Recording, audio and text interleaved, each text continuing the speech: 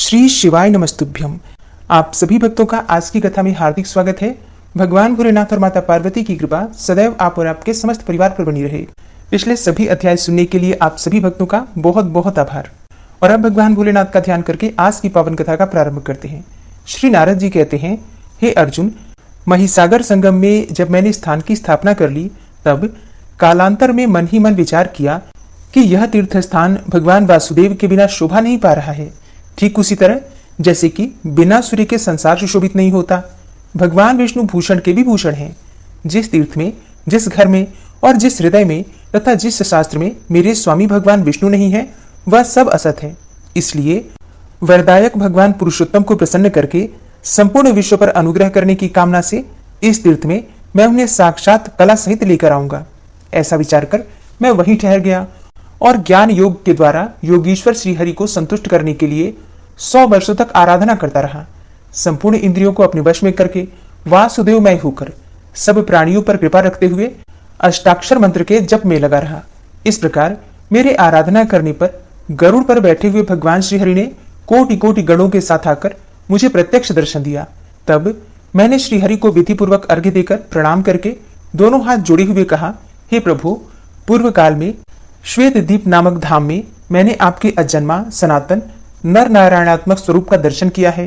हे जनार्दन, उसी रूप की एक कला यहाँ भी स्थापित कीजिए। हे भगवान, यदि आप प्रसन्न हैं तो मेरी यह प्रार्थना स्वीकार करें। मेरे इस प्रकार प्रार्थना करने पर भगवान गरुड़ध्वज ने कहा, हे ब्रह्मपुत्र नारद, तुम्हारे हृदय में जिस आकांक्षा का उदय हुआ है वह उसी रूप में पूर्ण हो। मुझे भी इस तीर्थ में सदैव निवास करना है। यूं कहकर श्री विष्णु प्रतिमा में अपनी कला स्थापित करके भगवान विष्णु जब चले गए, तब मैंने संपूर्ण विश्व पर अनुग्रह करने की इच्छा से उनके श्री अर्चा विग्रह की स्थापना की। यथा साक्षात श्वेत द्वीप निवासी श्रीहरि यहाँ विराजमान है, जो कि सबसे वृद्ध हैं। अतः वे इस तीर्थ में वृद्ध वासुदेव के नाम से विख्यात हुए हैं।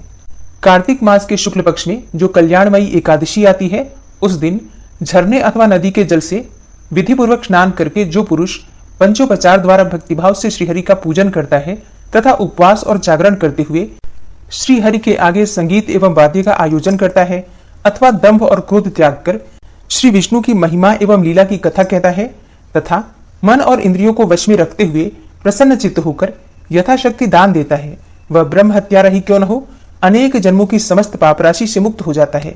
इसके सिवा वह अंत में गरुड़ संबंधी विमान के द्वारा साक्षात वैकुंठ धाम को प्राप्त होता है। श्रद्धा पूर्वक, प्रसन्नता पूर्वक, उत्साह के साथ, आंतरिक अभिलाषा से अहंकार छोड़कर भगवान को स्नान कराकर उन्हें धूप और चंदन चढ़ाकर पुष्प और नैवेद्य समर्पण करके अर्घ्य दान देकर प्रत्येक प्रहर में अत्यंत भक्तिभाव से भगवान की आरती उतारकर चंवर डुलाने का आनंद लेते हुए, फेरी बजाते हुए, पुराण कथा श्रवण पूर्वक, भक्तिपूर्वक नृत्य करके, नींद से दूर रहकर, क्षुधा पिपासा तथा रसास्वादन की इच्छा से रहित होकर भगवत चरणारविंदों की सुगंध को सूंघते हुए भगवत प्रिय रात्रि संगीत का आयोजन करके भगवत तीर्थ में जाकर प्राणायाम पूर्वक, ब्रह्मचर्य के पालन पूर्वक, स्तोत्र पाठ के साथ भगवान के चरणोदक को ग्रहण करते हुए, सत्य भाषण पूर्वक, सत्संग का लाभ उठाते हुए तथा पुण्य वार्ता अर्थात कथा उपदेश आदि के सहित इन 25 विशेषताओं के साथ जो मनुष्य एकादशी की रात्रि में भगवान के समीप जागरण करता है, वह फिर इस भूमि में जन्म नहीं लेता। पूर्व काल की बात है, इस श्रेष्ठ तीर्थ में एक ऐतरेय नामक ब्राह्मण रहते थे। उन परम भाग्यशाली ब्राह्मण देवता ने यही भगवान वासुदेव की कृपा सिद्धि प्राप्त की थी। अर्जुन ने पूछा, हे मुने, ऐतरेय किसके पुत्र थे? उनका निवास स्थान कहाँ था? परम बुद्धिमान ऐतरेय ने किस प्रकार भगवान वासुदेव के प्रसाद से सिद्धि प्राप्त की? तब नारद जी कहते हैं, हे कुंती नंदन, यही मेरे द्वारा स्थापित स्थान में जो हारित मुनि रहते थे, उन्हीं के वंश में एक श्रेष्ठ ब्राह्मण उत्पन्न हुए जो मांडुकी नाम से विख्यात थे। वे वेद वेदांगों के पारंगत पंडित थे। उनके इतरा नाम वाली एक पत्नी थी जो कि नारी के समस्त सद्गुणों से सुशोभित थी। उसके गर्भ से जो पुत्र हुआ उसी का नाम ऐतरेय था। ऐतरेय बाल्यावस्था से ही निरंतर द्वादशाक्षर मंत्र ओम नमो भगवते वासुदेवाय इसका जप करता था। उससे पूर्व जन्म में ही इस मंत्र की दीक्षा मिली थी। वह न तो किसी बात को सुनता था, न स्वयं कुछ बोलता था और न अध्ययन ही करता था। इससे सबको निश्चय हो गया कि यह बालक तो गूंगा है। पिता ने अनेक उपायों से उसे समझाया, बोध कराया, परंतु उसने लौकिक व्यवहार में कभी मन नहीं लगाया। यह देखकर पिता ने भी यही निश्चय कर लिया कि यह सर्वथा जड़ है तब उन्होंने पिंगा नाम वाली दूसरी स्त्री से विवाह किया और उससे 4 पुत्र उत्पन्न किए जो वेद और वेदांगों के विद्वान हुए। ऐत्रेय भी प्रतिदिन तीनों समय भगवान वासुदेव के मंदिर में जाकर उस उत्तम मंत्र का जप करने लगे। वे दूसरे किसी कार्य में परिश्रम नहीं करते थे।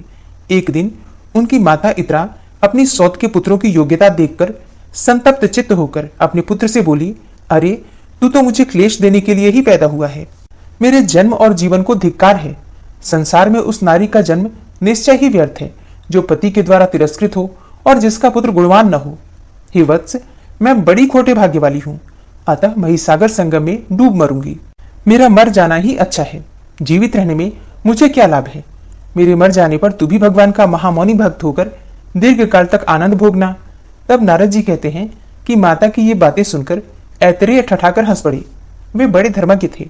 उन्होंने 2 घड़ी भगवान का ध्यान करके माता के चरणों में प्रणाम किया और कहा, माँ, तुम झूठे मोह में पड़ी हुई हो और अज्ञान को ही ज्ञान मान बैठी हो।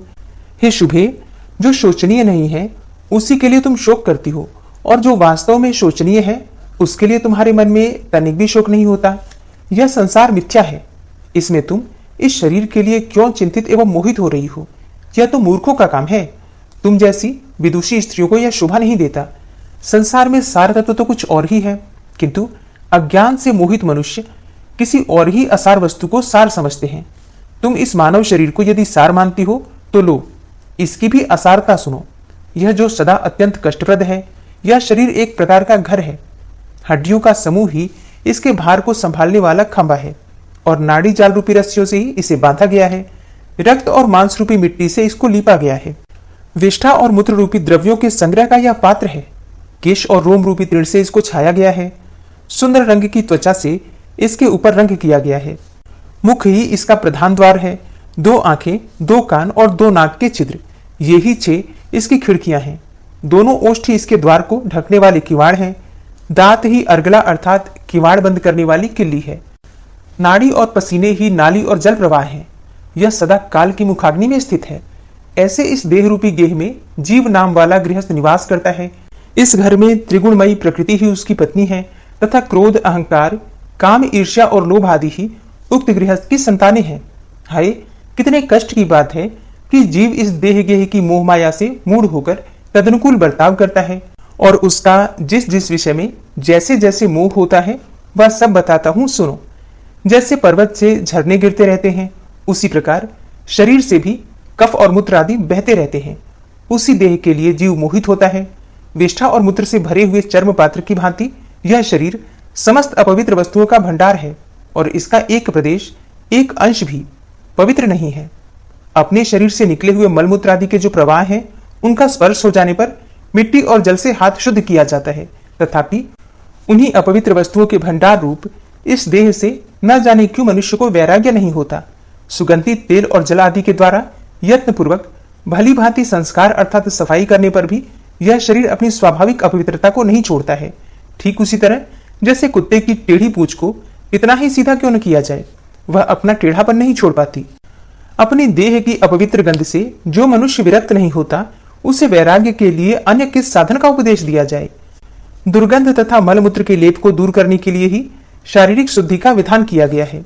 इन दोनों अर्थात गंध और लेप का निवारण हो जाने के पश्चात आंतरिक भाव की शुद्धि होने से मनुष्य शुद्ध होता है। भाव शुद्धि ही सबसे बढ़कर पवित्रता है। वही सब कर्मों में प्रमाणभूत है। आलिंगन पत्नी का भी किया जाता है और पुत्री का भी, परंतु दोनों में भाव का महान अंतर है। प्यारी पत्नी का आलिंगन किसी और भाव से किया जाता है और पुत्री का किसी दूसरे भाव से। एक ही स्त्री के स्तनों को पुत्र दूसरे भाव से स्मरण करता है और पति दूसरे भाव से। अतः अपने चित्त को ही शुद्ध करना चाहिए।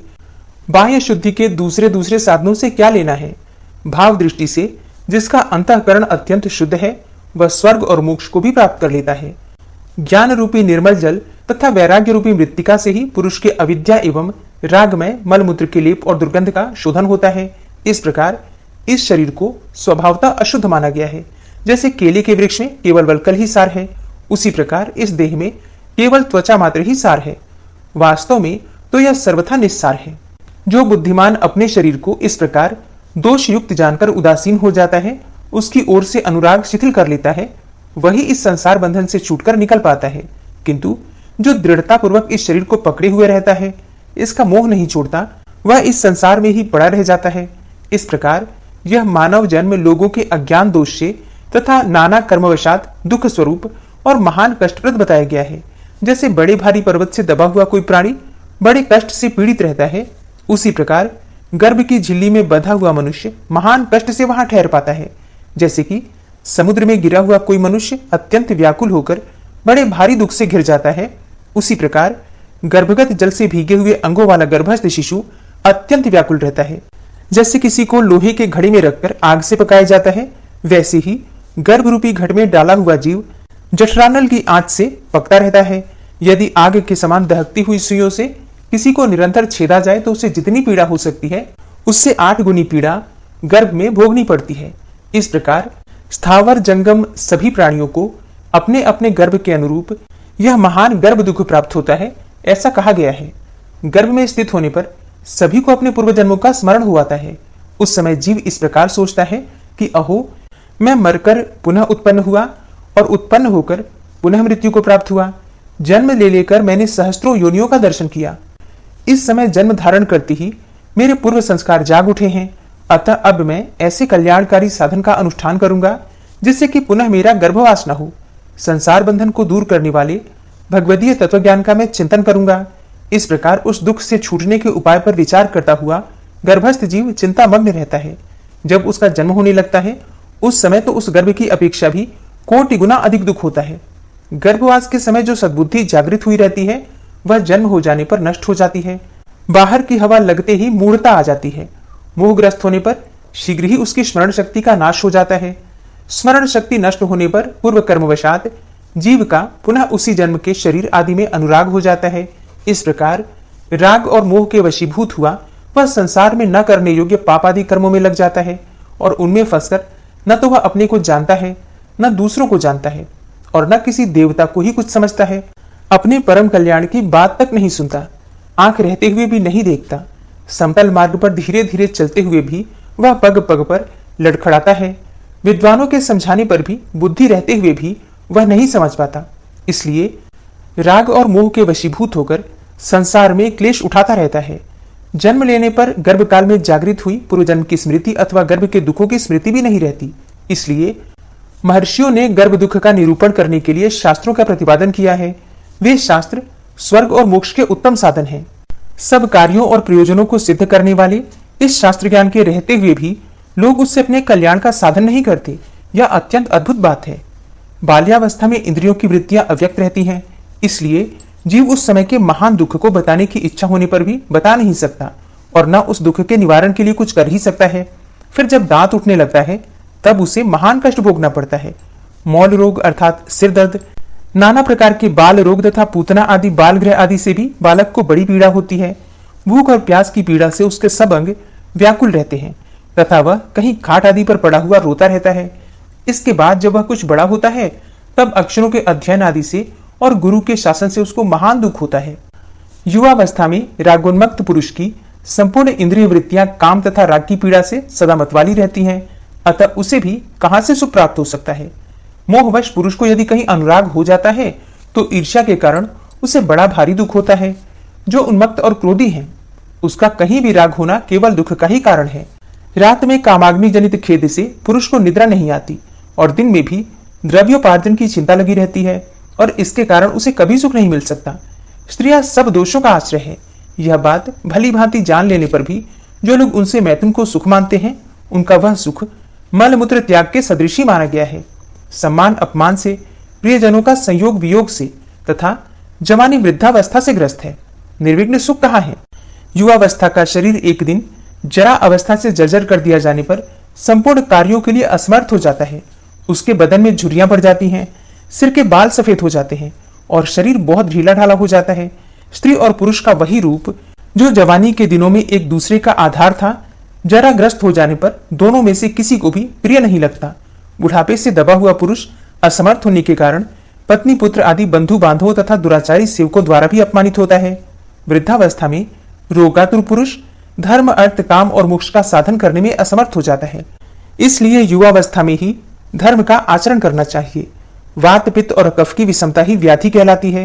इस शरीर को वात आदि का समूह बताया गया है, इसलिए अपना यह शरीर व्याधिमय है ऐसा जानना चाहिए। इस शरीर में अनेकों प्रकार के रोगों द्वारा बहुतेरे दुख प्रवेश कर जाते हैं, उनका पता अपने आप को भी नहीं लगता, फिर दूसरों को तो लग ही कैसे सकता है। इस देह में 101 व्याधियां स्थित हैं, इनमें से एक व्याधि तो काल के साथ ही रहती है और शेष आगंतुक मानी गई है। जो आगंतुक बताई गई हैं वे तो दवा करने से तथा जप होम और दान करने से शांत हो जाती हैं, परंतु मृत्यु रूप व्याधि कभी शांत नहीं होती। नाना प्रकार की व्याधियां, सर्प आदि प्राणी, विष और अभिचार अर्थात पुरस्चरण, ये सब देहधारियों की मृत्यु के द्वार बताए गए हैं। यदि जीव का काल आ पहुंचा है तो सर्प और रोग आदि से पीड़ित होने पर उसे धन्वंतरी भी जीवित नहीं रख सकते। काल से पीड़ित मनुष्य को औषध, तपस्या, दान, मित्र तथा बंधु बांधव कोई भी बचा नहीं सकते। रसायन, तपस्या, जप, योग, सिद्ध महात्मा तथा पंडित, ये सब मिलकर भी काल जनित मृत्यु को टाल नहीं सकते।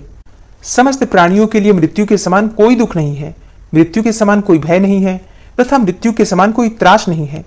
सती भार्या, उत्तम पुत्र, श्रेष्ठ मित्र, राज्य, ऐश्वर्य और सुख, ये सभी स्नेह पास में बंधे हुए हैं। मृत्यु इन सब का उच्छेद कर डालती है। मां, क्या तुम नहीं देखती कि हजारों मनुष्यों में 5 भी शायद ही ऐसे होंगे जो पूरे 100 वर्षों तक जीने वाले हों। कोई 80 वर्ष और कोई 70 वर्ष की अवस्था में मरते हैं। प्रायः 60 वर्ष तक की ही लोगों की परम आयु हो गई है, किंतु वह भी सबके लिए निश्चित नहीं है। जिस देहधारी को अपने पूर्व कर्मानुसार जितनी आयु प्राप्त होती है उसका आधा भाग तो मृत्यु रूपिणी रात्रि हर लेती है।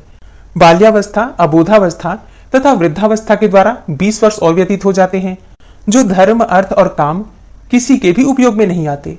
शेष आयु का आधा भाग मनुष्य पर आने वाले बहुत से भय तथा अनेक प्रकार के रोग और शोक आदि हर लेते हैं, और इन सबसे जो शेष रह जाता है वही मनुष्य का जीवन है। इस जीवन की समाप्ति होने पर मनुष्य अत्यंत भयंकर मृत्यु को प्राप्त होता है। मृत्यु के बाद वह पुनः करोड़ों योनियों में जन्म ग्रहण करता है। कर्मों की गणना के अनुसार देह भेद से जो जीव का एक शरीर वियोग होता है उसे मृत्यु नाम दिया गया है। वास्तव में उससे जीव का विनाश नहीं होता। मृत्यु के समय महान मोह को प्राप्त हुए जीव के मर्म स्थान जब विदीर्ण होने लगते हैं, उस दशा में उसे जो बड़ा भारी कष्ट भोगना पड़ता है उसकी इस संसार में कहीं उपमा नहीं है। जैसे सांप मेंढक को निगल जाता है, उसी प्रकार मृत्यु जब मनुष्य को निगलने लगती है उस समय वह हा तात, हा माता, हा कांते इत्यादि रूपों से पुकारता हुआ अत्यंत दुखी हो होकर रोता है। भाई बंधुओं से साथ छूट रहा है, प्रेमी जन उसे चारों ओर से घेर कर खड़े हैं। वह सूखते हुए मुख से गरम गरम लंबी सांस खींचता है। चारपाई पर चारों ओर बार बार करवट बदलता है। पीड़ा से मोहित होकर बड़े वेग से इधर उधर हाथ फेंकता है। खाट से भूमि पर और भूमि से खाट पर तथा फिर भूमि पर आना चाहता है।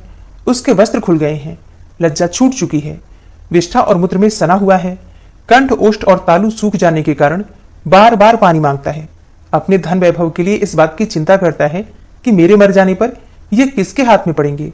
पुनः काल पास से खींचे जाने पर उसका गला घुरघुराने लगता है और पार्श्ववर्ती लोगों के देखते देखते मृत्यु को प्राप्त हो जाता है। जैसे तृण जलौका जल में बहते हुए तिनके के अंत तक पहुंचकर जब दूसरा तिनका थाम लेती है तब पहले को छोड़ देती है, उसी प्रकार जीव एक देह से दूसरी देह में क्रमशः प्रवेश करता है। भावी शरीर में अंशतः प्रवेश करके पूर्व शरीर का त्याग करता है। विवेकी पुरुष के लिए किसी से कुछ मांगना मृत्यु से भी अधिक दुखदायी होता है। मृत्यु का दुख तो क्षण भर में समाप्त हो जाता है, परंतु याचना जनित दुख का कभी अंत नहीं होता। मैंने तो इस समय यह अनुभव किया है कि मृत मनुष्य जीवित रहकर याचना करने वालों की अपेक्षा श्रेष्ठ है, क्योंकि अब वह फिर दूसरे किसी के सामने हाथ नहीं फैला सकता। तृष्णा ही लघुता का कारण है। आदि में दुख है, मध्य में दुख है तथा अंत में भी दारुण दुख प्राप्त होता है। दुखों की यह परंपरा समस्त प्राणियों को स्वभावतः प्राप्त होती है। क्षुधा को सब रोगों से महान रोग माना गया है। वह अन्न रूपी औषधि का लेप करने से कुछ क्षणों के लिए शांत हो जाती है। क्षुधा रूपी व्याधि की तीव्र वेदना संपूर्ण बल का उच्छेद करने वाली है। जैसे अन्य रोगों से लोग मरते हैं, उसी प्रकार क्षुधा से पीड़ित होने पर भी मनुष्य की मृत्यु हो जाती है। अब यदि कहें कि धन धान्य संपन्न राजा सुखी होंगे तो यह भी ठीक नहीं। राजा को केवल यह अभिमान ही होता है कि मेरे घर में इतना वैभव शोभा पा रहा है। वास्तव में तो उनका सारा आभरण भार रूप है। समस्त आलेपन द्रव्य मल मात्र है।